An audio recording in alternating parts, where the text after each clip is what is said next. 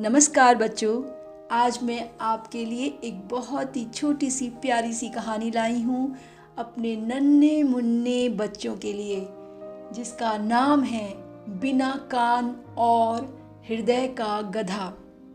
एक जंगल में एक शेर रहता था। एक सियार जकाल उसका सेवक था। एक बार एक हाथी से शेर की लड़ाई हो गई। शेर बुरी तरह घायल हो गया। वह चल फिर भी नहीं पा रहा था। भोजन न मिलने से सियार भी भूखा था और शेर किसी का शिकार नहीं कर पा रहा था क्योंकि वह घायल हो गया था। तो शेर ने सियार से कहा, तुम जाओ और किसी पशु अर्थात जानवर को खोज कर लाओ जिसे मार कर हम अपना पेट भर सकें।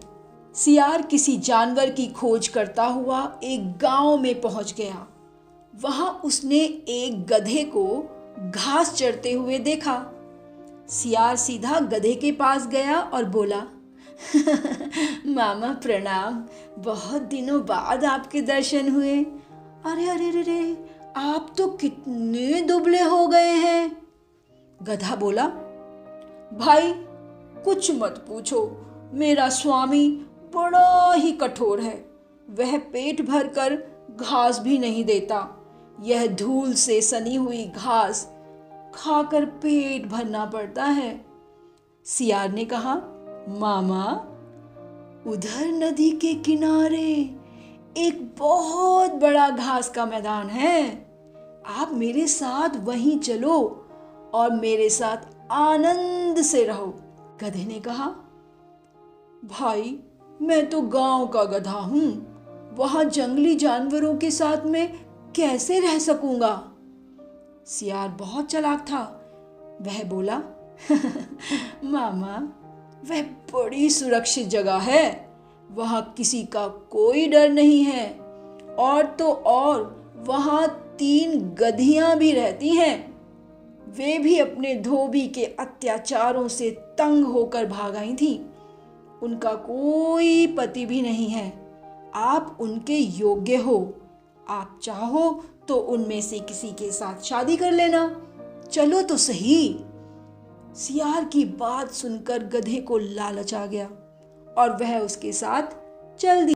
गधे को लेकर धूर्त सियार अर्थात चालाक मक्कार सियार वहां पहुंचा जहां शेर छिपा हुआ था। शेर ने पंजे से गधे पर प्रहार किया, लेकिन गधे को चोट नहीं लगी और वह डरकर भाग गया। तब सियार ने नाराज होकर शेर से कहा, तुम तो एकदम निकम्मे हो गए हो। जब तुम एक गधे को नहीं मार सकते तो हाथी से कैसे लड़ोगे। शेर झेंपता हुआ बोला, मैं उस समय तैयार नहीं था, इसीलिए चूक हो गई। सियार ने कहा, तो अच्छा, अब तुम पूरी तरह तैयार होकर बैठो, मैं उसे फिर लेकर आता हूं। वह फिर गधे के पास गया। गधे ने सियार को देखते ही कहा, तुम तो मुझे मौत के मुंह में ही ले गए थे। न जाने वहां कौन सा जानवर बैठा था, मैं बड़ी मुश्किल से अपनी जान बचाकर भागा हूं। सियार ने हंसते हुए कहा, अरे मामा, तुम उसे पहचान नहीं पाए, वह तो गधी थी। उसने तो प्रेम से तुम्हारा स्वागत करने के लिए हाथ बढ़ाया था। तुम तो बिल्कुल कायर निकले, डरपोक। और वह बेचारी तुम्हारे इंतजार में खाना पीना छोड़कर बैठी है। तुम्हें तो उसने अपना पति मान लिया है। अगर तुम वहां नहीं चलोगे तो वह अपने प्राण त्याग देगी। गधा तो गधा था। एक बार फिर सियार की बातों में आ गया और उसके साथ चल पड़ा। इस बार शेर नहीं चूका।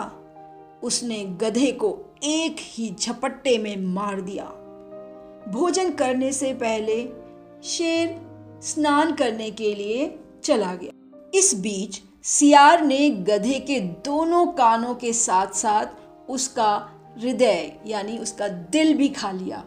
उसे बहुत भूख लगी थी। शेर स्नान करके लौटा तो नाराज हो गया। ओ सियार के बच्चे, तूने मेरे भोजन को झूठा क्यों किया? तूने उसके हृदय और कान क्यों खा लिए? ढूंढ सियार तो बहुत मक्कार था, एकदम झूठा। गिड़गिड़ाता हुआ बोला, महाराज, मैंने तो कुछ भी नहीं खाया है। इस गधे के तो कान और हृदय दोनों ही नहीं थे। यदि इसके कान और हृदय होते तो क्या यह दोबारा मेरे साथ यहाँ आता? ना तो इसके पास कान थे और ना ही इसके पास हृदय था, अर्थात दिल था। शेर को सियार की बात पर भरोसा हो गया।